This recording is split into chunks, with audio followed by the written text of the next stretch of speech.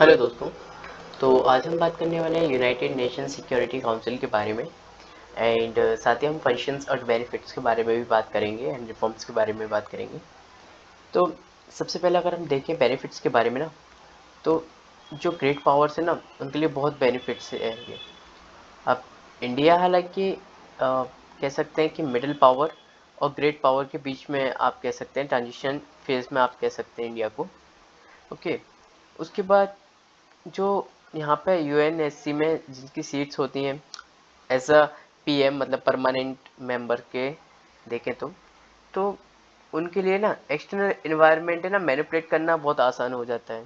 And साथ ही UNSC में अपने सेल्फ इंटरेस्ट को प्रोटेक्शन अपन कर पाते हैं, है ना, जिनकी सीट्स जो वहाँ पे पीएम है परमानेंटली मेंबर। ओके, ठीक है। उसके बाद हम अगर बात करें फंक्शंस के बारे में ना, तो रूल ऑफ लॉ को इस्टेब्लिश करना, इंश्योर करना इंटरनेशनल पॉलिटिक्स में। जैसे बहुत बड़ी बड़ी कंट्रीज़ हैं, अब उनके बगल में छोटी छोटी कंट्रीज़ हैं, कहीं उसको कैप्चर ना कर ले कोई कंट्री, है ना, तो इनको देखना यूएन की जिम्मेदारी होती है। उसके बाद जैसे इंडक्शन या एक्सपल्शन ऑफ मेंबर्स, मतलब ये जो एक्सपेंशन करना है मेंबर्स का, है ना, इंडक्शन करना है, तो ये सारी चीज़ें भी करना। उसके बाद सेक्रेटरी जनरल अपॉइंटमेंट करना, वहाँ का जो सेक्रेटरी जनरल होता है वो पीएम जो परमानेंट मेंबर होते हैं और एनपीएम नॉन परमानेंटली मेंबर होते हैं उनके द्वारा एक तरीके से आप कह सकते हैं सेक्रेटरी जनरल अपॉइंट किया जाता है। उसके बाद देखो, अगर हम कंपोजिशन के बाद में बात करें ना, तो दो मेंबर आपने जैसे जानते हो, नॉन परमानेंट और परमानेंट, ठीक है, पीएम मतलब परमानेंट एंड एनपीएम मतलब नॉन परमानेंट। 5 परमानेंट मेंबर होते हैं, यूएस, चाइना, यूके और फ्रांस और रशिया, ठीक है। उसके बाद अगर ओरिजिनली देखे जाए ना, तो पहले 6 एनपीएम थे, फिर 1965 में ना इसको बढ़ा के 10 पीएम कर दिए गए, ठीक है, 10 एनपीएम। इसके बाद डिसीजन अगर देखें ना, डिसीजन क्या कि किस तरीके से डिसीजन लिया जाता है, तो सबसे पहले आ जाता है एक प्रोसीजरल डिसीजन, दूसरा आता है सस्टेंशियल डिसीजन, ठीक है।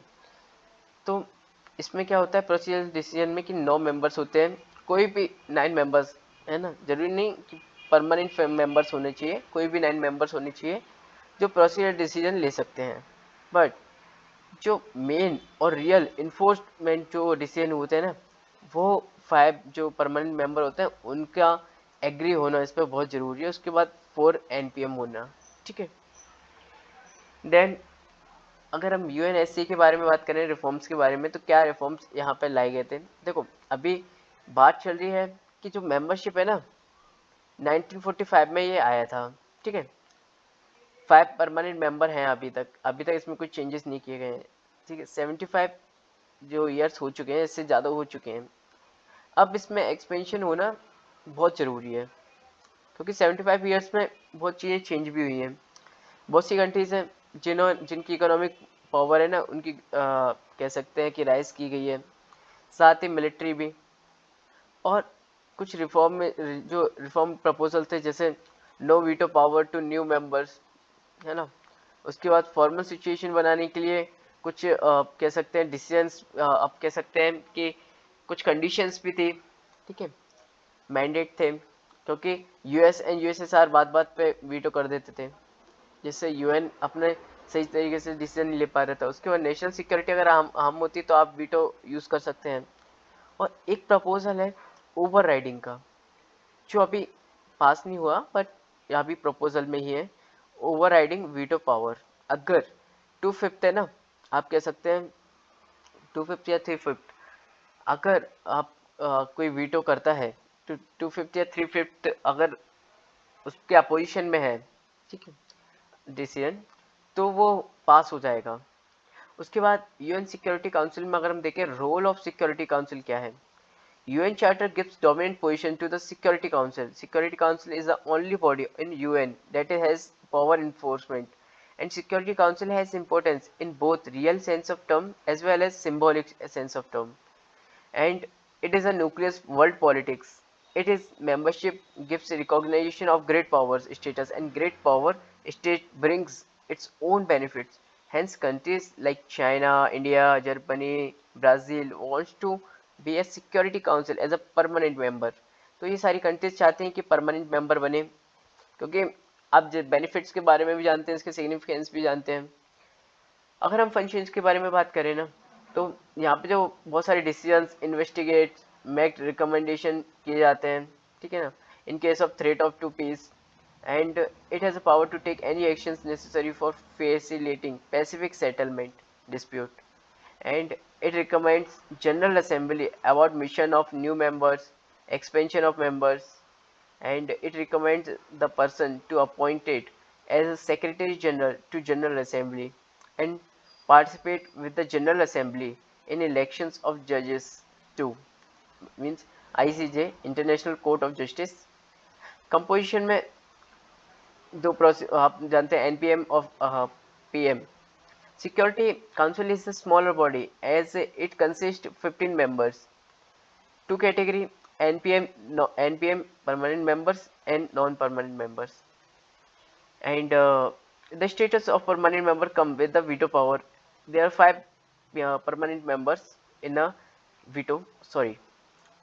Security Council. Okay. And the distributions of power which was existing at the end of World War II, it is still continuing after more than 75 years। ये चला आ रहा है 75 years से भी ज़्यादा का, अभी तक रिफॉर्म नहीं हुआ। एंड ओरिजिनली एनपीएम में अगर हम देखें तो ओरिजिनली देयर वाज 6 एनपीएम। 1965 में जब कुछ चेंजेस हुआ था, रिफॉर्म आए थे, तो उसके बाद 10 कर दिया गया था, ठीक है। एनपीएम का जो कंट्रीब्यूशन है, they are the elected for the period of 2 years by the General Assembly and they do not have veto power। okay, मतलब 2 साल में चेंजेस करने रहते हैं और इलेक्टेड भी रहते हैं।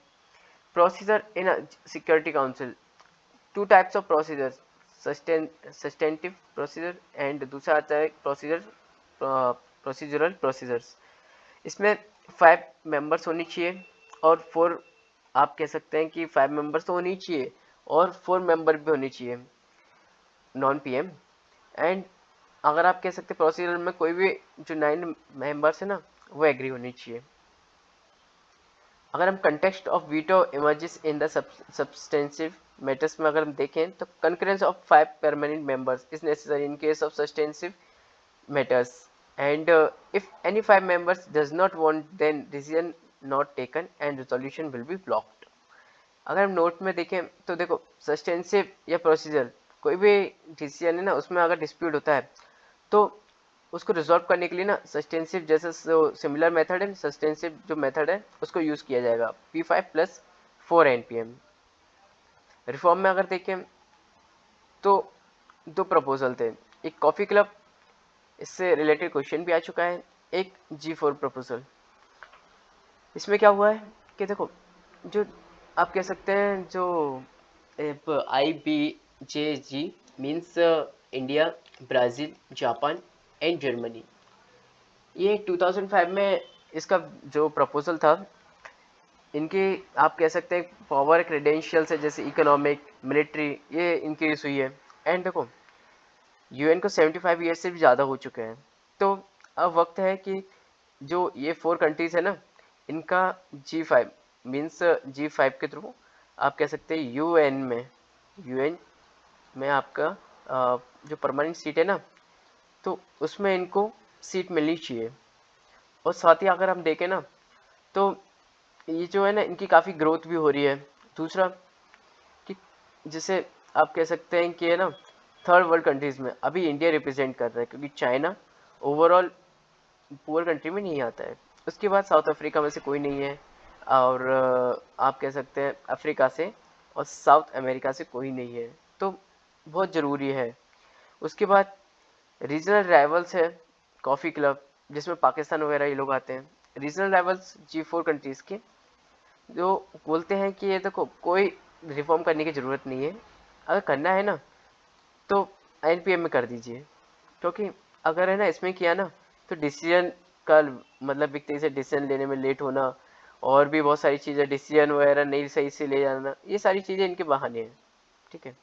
जैसे जर्मनी के सामने इटली है, इंडिया के सामने पाकिस्तान है, और साउथ कोरिया जापान के सामने है, okay, and Mexico, Argentina, Brazil के सामने है, तो ये सारी चीज़ें आप कह सकते हैं। और क्वालिफिकेशन के बारे में बात करें, यूएसए ने अनऑफिशियली बोला है, यूएन ने नहीं बोला है। डेमोक्रेसी होना जरूरी है, गुड रिकॉर्ड होना जरूरी है, नॉन प्रोलिफिकेशन होना जरूरी है, पॉपुलेशन को मेंटेन होना जरूरी है, ज्योग्राफी का बैलेंस होना जरूरी है कि हर किसी को नहीं, एशिया में से सभी को देते ही जा रहे हैं, है ना, यूएन की शीट। और फाइनेंशियल कंट्रीब्यूशन होना बहुत ज़रूरी है। अगर हम इंडिया की स्ट्रेटेजीज के बारे में बात करें तो देखो, प्रोफेसर रमेश ठाकुर का मानना यह है कि नॉन कॉपरेशन एटीट्यूड होनी चाहिए। आप हमें जो सीट नहीं दे रहे हैं ना, तो कोई बात नहीं, हम एनपीएम की भी सीट नहीं लेंगे, हम कॉपरेशन, नॉन कॉपरेशन एटीट्यूड के साथ चुप रहेंगे, ठीक है। उसके बाद आप कह सकते हैं सी राजा मोहन, जो कि काफ़ी जाने माने स्कॉलर्स हैं, उनका द्वारा मालूम है क्या कहना है कि देखो, ये कॉपरेशन वाली बात है ना, वो सिर्फ आइडियली अच्छी लगती है। जो इंटरनेशनल पॉलिटिक्स है ना, वो आपके इस चीज़ को है ना कभी, मतलब एक तरीके से आप कह सकते हो फोकस कभी करेगा ही नहीं। क्योंकि वही बात है ना कि आपको है ना 13 10 15 दिन में, आज रहेगा, कल रहेगा, परसों रहेगा, मतलब कुछ दिन में आपको बुला दिया जाएगा। तो वही बात है, world does not understand power of argument, it understand argument of power. India needs to argument its power, means देखो, आर्गुमेंट इट्स पावर मतलब उसको ग्रो करना चाहिए इकोनॉमिकली, मिलिट्री, ओके। अगर हम करंट को लेके चले ना, तो जैसे जनवरी 2023 में एस जयशंकर के द्वारा बताया गया था रिफॉर्म का, ठीक है। तो ये सारी चीज़ें हमने देखा, आज हमने डिस्कस किया था यूएनएससी के बारे में। तो होप आपको आज का टॉपिक पसंद आया होगा एंड साथ ही क्लियर होगा। तो मिलते हैं अपने नेक्स्ट टॉपिक के साथ। Thank you so much.